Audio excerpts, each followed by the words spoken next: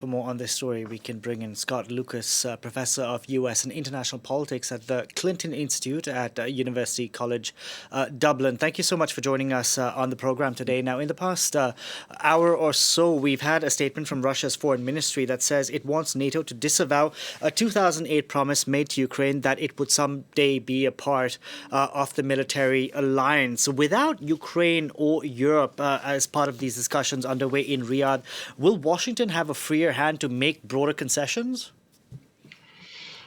Well, I think the starting point is that Russia is setting the terms of the negotiations. Now, we don't know yet if the Trump administration will effectively bow down to those terms, or indeed, in the case of Donald Trump, embrace them for his own personal glory.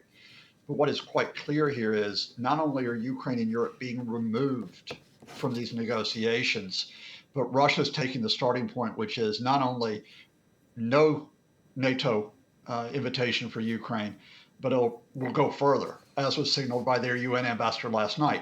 No security guarantees for Ukraine, a limited Ukraine military, and limited military assistance from other countries for that military. And in addition, beyond that headline, I think the immediate thing that Russia will be looking for is lifting of US sanctions. Because Russia is facing a fairly significant economic point in 2025 as to whether it can continue to fund this invasion. And if Donald Trump lifted sanctions, that would give Vladimir Putin a lot more freedom on the political and military fronts. You're saying that Moscow appears to be setting the tone, but it seems that the tone was already set last week when we had Pete Hegseth, who said Russia joining NATO seemed unrealistic. Ukraine joining Oh, NATO, I, rather, seemed unrealistic. yeah, I mean, we cannot minimize the effects of the speech of the U.S. Defense Secretary Pete Hegseth and the Vice President J.D. Vance, who in effect were willing to uh, give into Russia's terms, or indeed actually go along with Russia's terms. That's part of the reason why Europe had to respond with this emergency summit yesterday in Paris. The question was always going to be, were other Trump administration officials, and there are a couple of them in those talks in Riyadh, Secretary of State Marco Rubio, the National Security Advisor Mike Waltz, are they on the same page as Hegseth and as Vance? Significantly, in what I think is a signal that yes, the US is going to follow the Russian line, at least on NATO. Keith Kellogg, who is supposed to be Trump's envoy for Ukraine, is not at those talks in Riyadh. Instead, of course, he's in Brussels today talking to Ursula von der Leyen and Antonio Costa. Why do you think Washington is reluctant to bring Europe on board for these talks at this stage? Because, because Donald Trump wants to have a photo opportunity with Vladimir Putin. And Russia plays upon that. Russia is, well, you want this photo opportunity. We don't really think Europe's being helpful here. And the fact that we have to be honest with your viewers is Donald Trump has been hostile to Europe for many years. He was hostile during his first term towards Europe. He was hostile towards the EU. He was hostile towards NATO. He does not actually believe in alliances. He believes in dealing bilaterally with countries. So when Russia says to Trump, look, let's you and us strike a deal, let's strike a bilateral deal, Trump acts as a businessman, not as the leader of the United States in responding to that.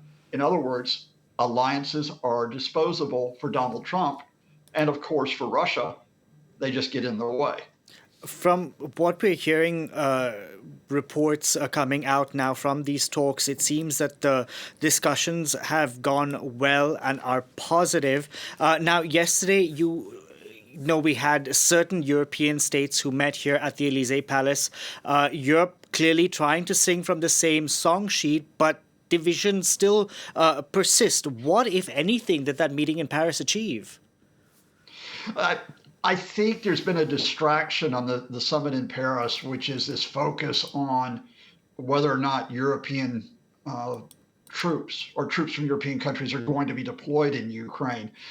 The reason why I say that's tangential is you can't deploy those troops until you actually have a ceasefire agreement.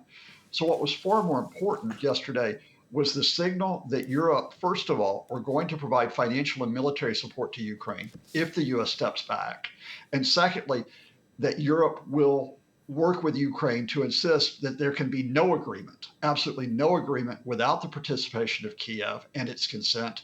And thirdly, that Europe will insist that security guarantees must be part of any agreement, which means that Russia cannot dictate those terms that we talked about at the start of the interview. I think Europe realizes you cannot have effective security guarantees for Ukraine and eventually any type of deployment in Ukraine without US involvement. But right now, they're not going to get their involvement. So they simply have to say no agreement with the Russians without Ukraine's security being paramount. Do you think, because up until now, Donald Trump has he's called on upon Europe to do more to ensure its own security. Now that Europe steps up and says, okay, certain countries would be willing to send boots on the ground to ensure some sort of peacekeeping mission in Ukraine, would that still not satisfy him, you think? No, because Trump's, again, approach is not talking about the security of the continent. It's not talking about geopolitics. It's about making Donald Trump look good. That whole issue of NATO stepping up, which was recognized back in 2014, before Trump came into office, Trump would try to claim credit for it later on. Look, I'm the guy that made this all about. But now what Trump wants to do is he wants to say, I want to have a quick win. Remember, he said on day one of his new term, we're going to have a Ukraine-Russia peace agreement. He wants that photo opportunity with Putin declaring the agreement, even if Kyiv has to capitulate. That's the reality that I think Europe has woken up to. It cannot undo what Trump is doing, but it has to start to devise its own negotiating tactics, working with Kyiv as some type of firewall against both the Kremlin and against the Trump White House. Okay, Scott Lucas, we're going to have to leave it there. Thank you so much for joining us on the program today. Thank you.